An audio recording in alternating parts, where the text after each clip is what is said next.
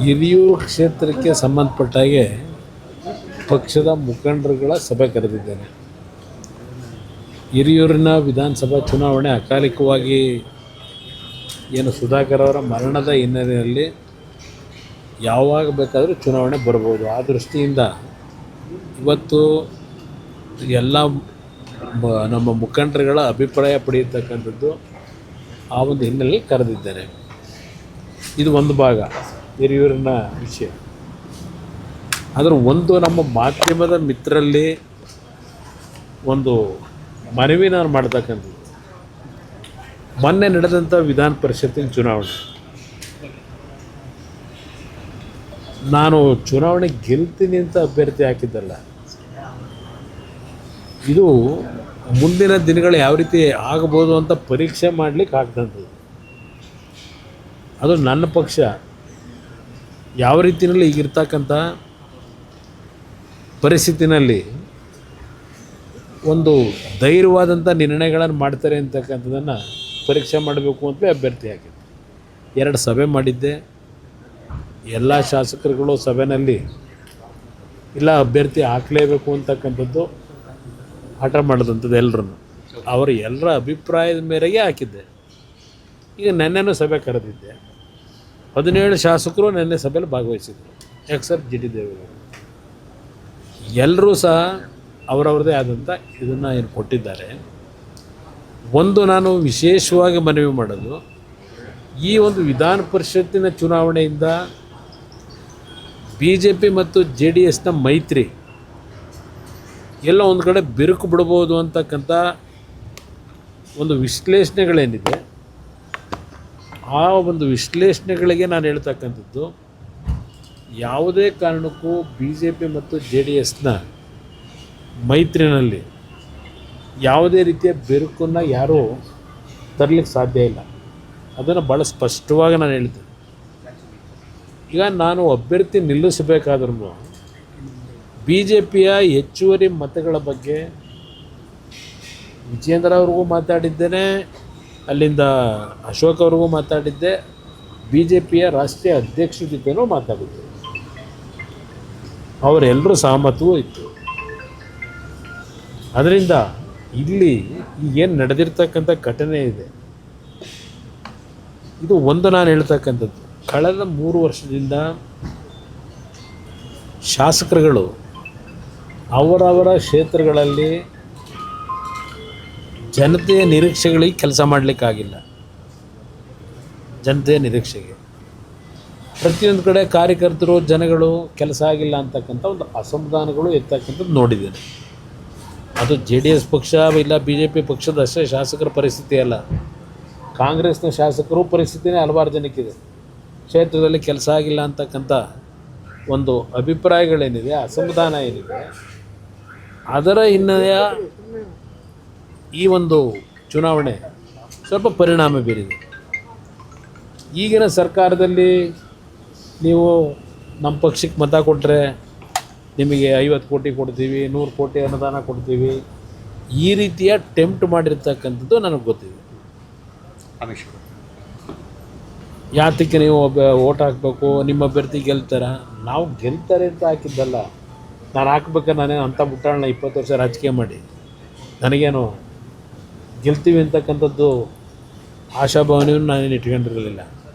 ಏಕೆಂದರೆ ನಮಗೆ ಇದ್ದಂಥದ್ದೇ ನಮ್ಮ 18 ಮತದಲ್ಲಿ 1 ಮತ ಆಲ್ರೆಡಿ ಹೊರಗಿದ್ದರು, 17 ಪ್ಲಸ್ BJPಯ ಹೆಚ್ಚುವರಿ ಮತಗಳು 6 ಮತಗಳು ಅದು ಬರ್ಬೋದು ಅಂತಕ್ಕಂಥ ಏನಿಲ್ಲ. ಅದ್ರ ಜೊತೆಗೆ 30 ಓಟ್ ಅವ್ರು ಹಾಕೊಂಡ ಮೇಲೆ 4 ಮತ ನಮಗೆ ಬರ್ತಿತ್ತು.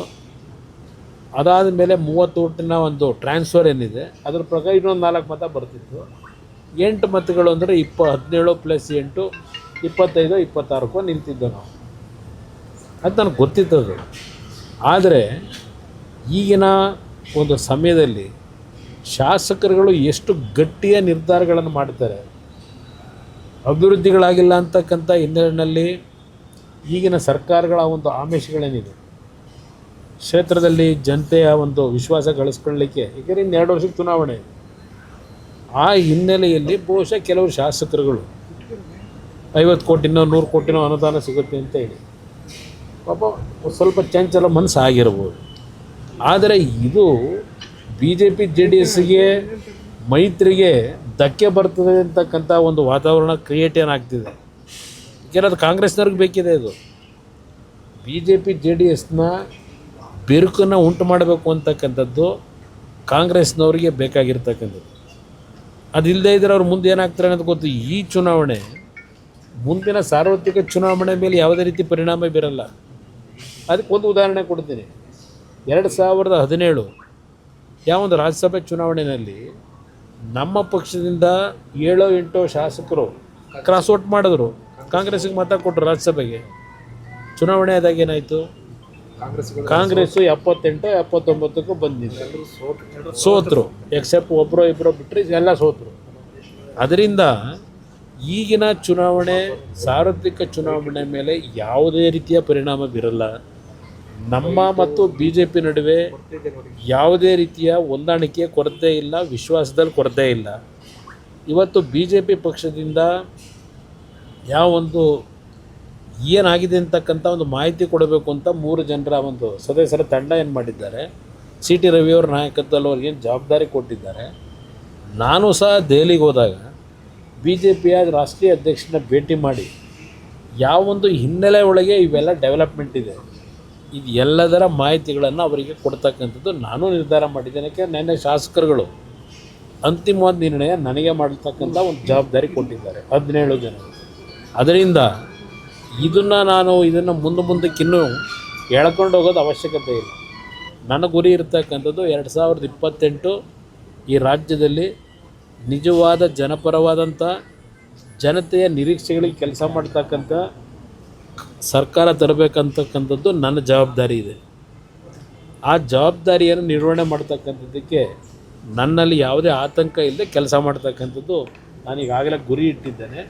ಅದರಿಂದ ಮುಖ್ಯಮಂತ್ರಿ ಸ್ಥಾನ ಅವೆಲ್ಲ ಆಮೇಲೆ, ಮೊದಲು ಸರ್ಕಾರ ಇಲ್ಲಿ ಕೆಟ್ಟ ಸರ್ಕಾರ ಹೋಗಬೇಕು. ಯಾಕೆಂದರೆ ಈ ರಾಜ್ಯದ ಮುಖ್ಯಮಂತ್ರಿಗಳು ಎಲ್ಲ ಅಧಿಕಾರಿಗಳ ಸಭೆಯಲ್ಲಿ ಒಂದು ಮಾತು ಹೇಳ್ತಾರೆ, ಯಾವುದೇ ಕಚೇರಿನಲ್ಲಿ 10 ರೂಪಾಯಿ ಯಾರಾದರೂ ಲಂಚ ಕೇಳಿದ್ರು ಅದೇನೋ ಫೋನ್ಗಳು ಇಡ್ತಾರಂತೆ, ಇಮ್ಮಿಡಿಯೇಟಾಗಿ ಆ ಫೋನಿಗೆ ಬರಬೇಕಂತ ಮೆಸೇಜ್. ಅದು ಎಲ್ಲಿ ಫೋನ್ ಇಡ್ತಾರೋ ಗೊತ್ತಿಲ್ಲ. ಈ ಚುನಾವಣೆ ನಡೆಸಿದ್ರಲ್ಲ, ಈ ಚುನಾವಣೆಯಲ್ಲಿ ನಡೆದಿರ್ತಕ್ಕಂಥದ್ದಕ್ಕೆ ಇವತ್ತು 10 ರೂಪಾಯಿ ಅಲ್ಲ, ಅದು ಭಾಳ ನಡೆದಿರಬಹುದು. ಅದು ಯಾರಿಗೆ ಕೊಡೋದು ಕಂಪ್ಲೇಂಟು ತನಿಖೆ ಮಾಡಿ ಅಂತ? ಶಾಸಕರಿಗೆ ಹೆಲ್ಪ್ ಆಗಿದೆ ಸರ್. ಹಾಂ, ನಿಮ್ಮ ಶಾಸಕರು ಅಲ್ಲ, ಅದರಿಂದ ನನಗೆ ಸಂತೋಷನೇ, ನನಗೇನದೇನು ಇಲ್ಲ. ಕೊನೆ ಕ್ಷಣದಲ್ಲಿ ನಿಮಗೆ ಈಗ ಪಕ್ಷದ್ರೋಹ ಮಾಡಿದವರು ಅಡ್ಡಮತದಾನ ಮಾಡಿ 2028 ಕೊನೆ ಕ್ಷಣದಲ್ಲಿ ನಿಮಗೆ ಕೈ ಎತ್ತಿದಂಥ ಸಂದರ್ಭದಲ್ಲಿ ಚುನಾವಣೆಯ ಸಂದರ್ಭದಲ್ಲಿ ಅಭ್ಯರ್ಥಿಗಳನ್ನು ಆಯ್ಕೆ ಮಾಡಬೇಕಾದ್ರೆ ಏನೇನು ನಿರ್ಧಾರಗಳು ಮಾಡಬೇಕು ಮಾಡ್ತೀವಿ. ಈಗಿನ ಒಂದು ಹಿನ್ನೆಲೆ ಏನಿದೆ ಅದನ್ನು ಗಮನದಲ್ಲಿ ಇಟ್ಕೊಂಡೆ ಮುಂದಿನ ನಿರ್ಧಾರಗಳು ಮಾಡ್ತೀವಿ. ತತ್ಕ್ಷಣಕ್ಕೆ ಏನು ಕ್ರಮ ಇಲ್ಲ ಸರ್. ಸರ್, ಈಗ JDS ಇಂದ 3 ಶಾಸಕರು 4 ಶಾಸಕರು ಅಥವಾ 7 ಶಾಸಕರು ಅಡ್ಡ ಮತದಾನ ಮಾಡಿದಾರೆ ಅನ್ನೋದು ಬಿಜೆಪಿ ಹೇಳ್ತಿದ್ದಾರೆ. ನಮ್ಮಲ್ಲಿ 3 ಶಾಸಕರು ಅಡ್ಡ ಮತದಾನ ಮಾಡಿದ್ದಾರೆ. ಈಗ 7 ಶಾಸಕರು JDS 3, 7, 8 ಇದನ್ನ ಚರ್ಚೆ ಮಾಡಿ ಏನು ಉಪಯೋಗ? ಆಗೋಗಿದೆ. ಇದನ್ನು ಎಳ್ಕೊಂಡು ಹೋಗೋದು ಅನವಶ್ಯಕ ನನ್ನ ಅಭಿಪ್ರಾಯದಲ್ಲಿ. ಇದು ಭಾಳ ಬರೀ ಇದೊಂದು ದಿನದಲ್ಲಿ ನಡೆದಿದೆಯಾ?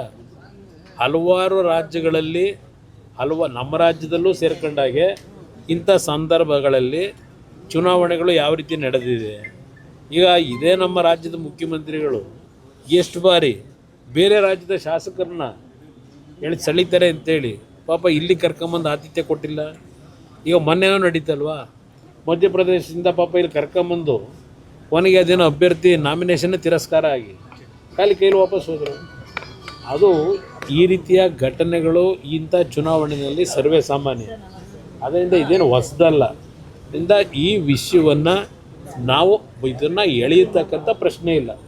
ಇದು ಇಲ್ಲಿಗೆ ಕ್ಲೋಸ್ ಮಾಡೋಣ, ಮುಂದೆ ಏನು ಮಾಡಬೇಕು ಅನ್ನೋದು ಯೋಚನೆ ಮಾಡಿ. ಸರ್, ಈಗ ಅಡ್ಡ ಮತದಾನ ಮಾಡಿರೋ ಶಾಸಕರು ಹೋಗೋದಾದ್ರೆ ಹೋಗ್ಲಿ ಅನ್ನುವಂಥ ಬೇಸರವನ್ನು ನಾನು ನೆನ್ನೆ ಶಾಸಕರುಗಳಿಗೆ ಒಂದು ಮಾನಸಿಕವಾಗಿ ನೀವು ದೃಢವಾಗಿ ನಿಲ್ತಕ್ಕಂಥದ್ದಕ್ಕೆ JDSನಲ್ಲಿದ್ದರೆ ನಮಗೆ ಮುಂದಿನ ಭವಿಷ್ಯಕ್ಕೆ ತೊಂದರೆ ಅಂತಕ್ಕಂಥದ್ದು ಏನಾದರೂ ನಿಮ್ಮ ಮನಸ್ಸಿನಲ್ಲಿದ್ದರೆ ದಯವಿಟ್ಟು ನಾನು ನಿಮ್ಮ ಭವಿಷ್ಯಕ್ಕೆ ನಾನು ತೊಂದರೆ ಕೊಡಲ್ಲ. ಮುಂದಿನ ಭವಿಷ್ಯಕ್ಕೆ ಧೈರ್ಯವಾಗಿ ನನಗೆ ಹೇಳ್ಬಿಟ್ಟೆ ಹೋಗಿ ಅಂತ ಹೇಳಿದ್ವಿ. ಹೋಗೋದಿದ್ದರೆ ಧೈರ್ಯವಾಗಿ ಹೋಗಿ, ಆದರೆ ಹಿಂದೊಂದು ಮುಂದೊಂದು ಮಾಡಬೇಡಿ ಅನ್ನೋದನ್ನು ನೇರವಾಗಿ ಹೇಳಿದೆ, ಹೋಗಿ ಅಂತ ಹೇಳಿಲ್ಲ. ನಮ್ಮ ಪಕ್ಷದಲ್ಲಿ ನಿಮ್ಮ ಮುಂದಿನ ರಾಜಕೀಯದ ಬೆಳವಣಿಗೆಯಲ್ಲಿ ಭವಿಷ್ಯ ಇಲ್ಲ ಇಲ್ಲಿ ಅಂತಕ್ಕಂಥದ್ದು ನಿಮ್ಮ ಮನಸ್ಸಿನಲ್ಲಿದ್ದರೆ ನಾನು ನೇರವಾಗಿ ಹೇಳಿ ಹೋಗ್ತಕ್ಕಂಥ ನಿರ್ಧಾರ ಮಾಡಿ ನಾನು ಸಂಪೂರ್ಣವಾಗಿ ಸಂತೋಷವಾಗಿ ಕಳಿಸ್ಕೊಡ್ಲಿಕ್ಕೆ ತಯಾರಾಗಿದ್ದೀನಿ ಅಂತ ಹೇಳಿದ್ದೀನಿ. ಸರ್, ಈಗ ಬಿಡದಿ ಟೌನ್ಶಿಪ್ ವಿಚಾರವಾಗಿ ಹೋರಾಟ ಅದು ರೈತರುಗಳ ಹೋರಾಟ ಏನಿದೆ ಅದಕ್ಕೆ ನಮ್ಮ ಸಂಪೂರ್ಣವಾದ ಜವಾಬ್ದಾರಿ ಇದೆ. ನಾನು ಇನ್ನೊಂದು 2 ದಿನ ಕಳೆದಿದೆ. ಈ ಏನು ಮೊನ್ನೆ MLC ಚುನಾವಣೆ ವಿಷಯದಲ್ಲಿ ಈಗ ಜಾಸ್ತಿ ಅದೇ ಪ್ರಚಾರ ಇದೆ, ಅದು ನೀವು ಮುಗಿಸ್ಕೊಳ್ಳಿ, ನಿಮ್ಮನ್ನು ಕರೀತೀನಿ. ನಾನು ನನ್ನ ಕೂಸು ಅಂತ ಹೇಳಿದ್ದಾರೆ, ಇದು ಕುಮಾರಸ್ವಾಮಿಯವರ ಕನಸಿನ ಕೂಸು ಅಂತ ಹೇಳಿದ್ದಾರೆ. ಅದನ್ನು ನಾವು ನನಸು ಮಾಡಲಿಕ್ಕೆ ಹೊರಟಿದ್ದೇವೆ ಅಂತ ಹೇಳಿದ್ದಾರೆ. ವಿಧಾನಸಭೆಯ ಕಲಾಪದಲ್ಲಿ 2007 ಜುಲೈ 30, 31 ಮತ್ತು 1ನೇ ತಾರೀಕು 3 ದಿನ ಏನೇನು ಚರ್ಚೆ ಆಗಿದೆ. 2007 ಅಲ್ಲಲ್ಲ, 1 ನಿಮಿಷ ಇರು. 2000 ಇನ್ನೊಂದು ಸಲ ಹೇಳ್ಬಿಡ್ತೀನಿ, ಕರಿತೀನಿ ನಿಮ್ಮನ್ನೆಲ್ಲ. 2007 ಜುಲೈ 30, 31, 1ನೇ ತಾರೀಕು ಈ 3 ದಿನ ಚರ್ಚೆ ನಡೀತು ವಿಧಾನಸಭೆ ಕಲಾಪದಲ್ಲಿ.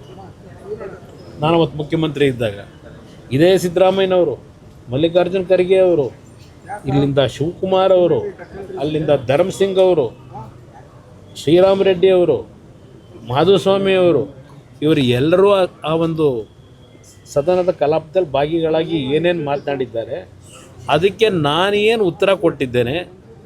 ಬಿಡದಿ ಪ್ರಾಜೆಕ್ಟ್ ಒಂದೇ ಅಲ್ಲ, ರಾಜ್ಯದಲ್ಲಿ 5 ಟೌನ್ಶಿಪ್ನ ಹಿನ್ನೆಲೆ ಒಂದು ಕಡೆ, ಅದರ ಜೊತೆಗೆ ಕೇಂದ್ರ ಸರ್ಕಾರ ಆಗ ಇಡೀ ದೇಶದ ಎಲ್ಲ ರಾಜ್ಯದ ಮುಖ್ಯಮಂತ್ರಿಗಳಿಗೆ, ಸರ್ಕಾರದ ಚೀಫ್ ಸೆಕ್ರೆಟರಿಗೆ SEZನ ಯಾವ ರೀತಿ ಫಾರಮ್ ಮಾಡಬೇಕು ಇನ್ನು 60 ದಿವಸದಲ್ಲಿ ಅಂತ ಹೇಳಿ ಕೇಂದ್ರ ಸರ್ಕಾರ ಮನಮೋಹನ್ ಸಿಂಗ್ ಅವರ ಏನು ಒಂದು ಸೂಚನೆ ಕೊಟ್ಟಿದ್ದರು ಎಲ್ಲ ರಾಜ್ಯಗಳಿಗೆ. ಅದರ ಹಿನ್ನೆಲೆಯಲ್ಲಿ SEZನ ಒಂದು ಅನುಷ್ಠಾನಗಳು ಹೇಗೆ ಮಾಡಬೇಕು ಅಂತಕ್ಕಂಥ ಅಧಿಕಾರಿಗಳ ಮಟ್ಟದಲ್ಲಿ ಏನು ನಡೆದಿತ್ತು, ಅವತ್ತು ಏನೇನು ಅಪಾದನೆ ಮಾಡಿದ್ದಾರೆ, ಸತ್ಯಶೋಧನಾ ಸಮಿತಿ ಅಂತಕ್ಕಂಥದ್ದನ್ನು ಕಾಂಗ್ರೆಸ್ ನಾಯಕರು ಅವತ್ತು ಏನು ಮಾಡಿದ್ರು, ಸತ್ಯಶೋಧನಾ ಸಮಿತಿ ಕೊಟ್ಟಿರ್ತಕ್ಕಂಥ ವರದಿ ಏನು, ಅದರ ಮೇಲೆ ಇವರೆಲ್ಲ ಏನು ಮಾತಾಡಿದರು. ನಾನು ಬಿಡದಿ ಪ್ರಾಜೆಕ್ಟಿನ ವಿಷಯದಲ್ಲಿ ಏನು ಹೇಳಿದ್ದೇನೆ, ವಿಧಾನಸಭೆಯ ಕಲಾಪದಲ್ಲಿ ದಾಖಲಾತಿ ಇದೆ, ನಾನು ಅವತ್ತೇನು ಹೇಳಿದ್ದೀನಿ ಅಂತ. ನನ್ನನ್ನು ಬೆಳೆಸಿರ್ತಕ್ಕಂಥ ಆ ಪುಣ್ಯಾತ್ಮ ತಂದೆ ತಾಯಿಂದರ ಮನಸ್ಸಿಗೆ ನೋವು ಕೊಟ್ಟು ಅದನ್ನು ಮುಂದುವರಿಸ್ತಕ್ಕಂಥ ಪ್ರಶ್ನೆ ಇಲ್ಲ.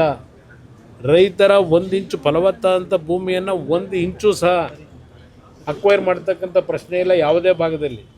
ಇದನ್ನು ವಿಧಾನಸಭೆ ಕಲಾಪದಲ್ಲೇ ಹೇಳಿದ್ದೇನೆ.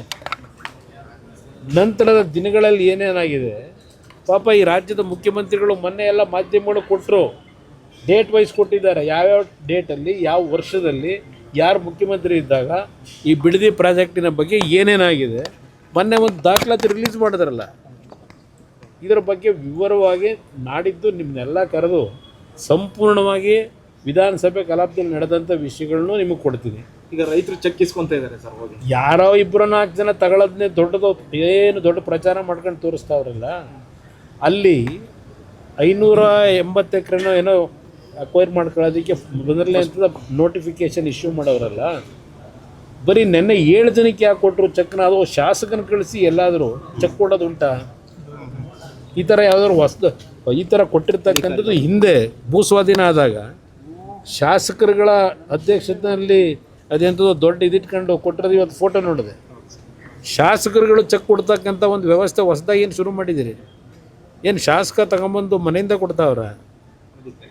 ಸರ್ಕಾರದ ಅಧಿಕಾರಿಗಳು ಯಾವ ರೈತರುಗಳು ಭೂಮಿ ಕೊಡಲಿಕ್ಕೆ ತಯಾರಾಗಿದ್ದಾರೆ ಅಲ್ಲಿ ಜಿಲ್ಲಾಧಿಕಾರಿ ಕಚೇರಿನಲ್ಲೋ ಇಲ್ಲ ಭೂಸ್ವಾಧೀನದ ಒಂದು ಅಧಿಕಾರಿ ಏನಿರ್ತಾನೆ ಅವನ ಕಡೆಯಿಂದ ಇವೆಲ್ಲ ಆಗಬೇಕು. ಈಗ ಶಾಸಕರನ್ನ ಕಳಿಸ್ಬಿಟ್ಟು 7 ಜನಕ್ಕೆ ಚೆಕ್ ಇಶ್ಯೂ ಮಾಡಿದ್ದೀವಿ ಅಂತ ಹೇಳಿದ್ದಾರೆ. ಅಲ್ಲಿರೋದು ಎಷ್ಟು ಜನ ಅಂದರೆ ಟೆಂಪ್ಟ್ ಮಾಡೋದು ಹೇಗೆ ಅನ್ನೋದಕ್ಕೆ 2 ಕೋಟಿ 30 ಲಕ್ಷ. ಈಗ 2 ಕೋಟಿ 30 ಲಕ್ಷ ನಾನು ರೈತರಿಗೆ ಹೇಳೋದು, ಯಾರು ತಗೊಂಡಿದ್ದೀರಿ ಚೆಕ್ನ, ಕಾಂಗ್ರೆಸ್ನವ್ರು ಇರಲಿ ಯಾರೇ ಇರಲಿ, ಆ 2 ಕೋಟಿ 30 ಲಕ್ಷ ಚೆಕ್ ತಗೊಂಡ್ರೆ ನಿಮಗೆ ದುಡ್ಡು ಖರ್ಚು ಮಾಡಿದ್ರೆ ಬ್ಯಾಂಕಲ್ಲೇ ಇಡ್ತಾರೆ ಅಂತ ಇಟ್ಕೊಳ್ಳಿ. ಆ 2 ಕೋಟಿ 30 ಲಕ್ಷನ 20 ವರ್ಷಕ್ಕೆ ಅವ್ರಿಗೆ ಎಷ್ಟು ದುಡ್ಡು ಸಿಗ್ಬೋದು? ಬಡ್ಡಿ ಬ್ಯಾಂಕಲ್ಲಿ ಇಟ್ಟರೆ ರಿಸರ್ವ್ ಇದನ್ನು FDಗಿಟ್ಟು ಒಂದು 40 ಲಕ್ಷ 50 ಲಕ್ಷ ಸಿಗ್ಬೋದು. ಅದೇ ಲ್ಯಾಂಡನ್ನು ಹಾಗೇ ನೀವು ಇಟ್ಕೊಂಡ್ರೆ, ಅದೇ ಲ್ಯಾಂಡನ್ನು ಹಾಗೇ ಇಟ್ಕೊಂಡ್ರೆ ಈಗ 2 ಕೋಟಿ 20 ಲಕ್ಷ 50 ಲಕ್ಷ ಏನು ಕೊಡ್ತೀವಿ ಅಂತಾರೆ, ಅದು 20 ಕೋಟಿ ಆಗುತ್ತೆ ಆ ಲ್ಯಾಂಡಿನ ವ್ಯಾಲ್ಯೂ. ಹಾಗೆ ಇಟ್ಕೊಂಡ್ರೆ ನೀವು ಆ ಜಮೀನನ್ನ. ಅದರಿಂದ ನಾನು ರೈತರ ಭಾವನೆಗಳೇನಿದೆ, ಪಾಪ ಇವರೇ ಮುಖ್ಯಮಂತ್ರಿಗಳು ಸಿದ್ದರಾಮಯ್ಯನವರು ಇವರೆಲ್ಲ ಭಾಷಣ ಮಾಡವ್ರೆ, ಇವರೇ ಶಿವಕುಮಾರ್ ಅವರೇ ಮಾತಾಡೋರೆ. ಅವರ ಪಿತ್ರಾರ್ಜಿತ ಆಸ್ತಿಗಳು, ಅವರ ತಂದೆ ಮುತ್ತಾತಂದರು ಭೂಮಿ ಹೊತ್ತು ಆ ಭೂಮಿಯ ಬಗ್ಗೆ ಇರ್ತಕ್ಕಂಥ ವ್ಯಾಮೋಹ, ಇವತ್ತು ಅಂಥ ಕುಟುಂಬಗಳನ್ನು ಹೊರಗೆ ಹಾಕೋದು ಎಲ್ಲಾದರೂ ಉಂಟಾ ಭಾಷಣ?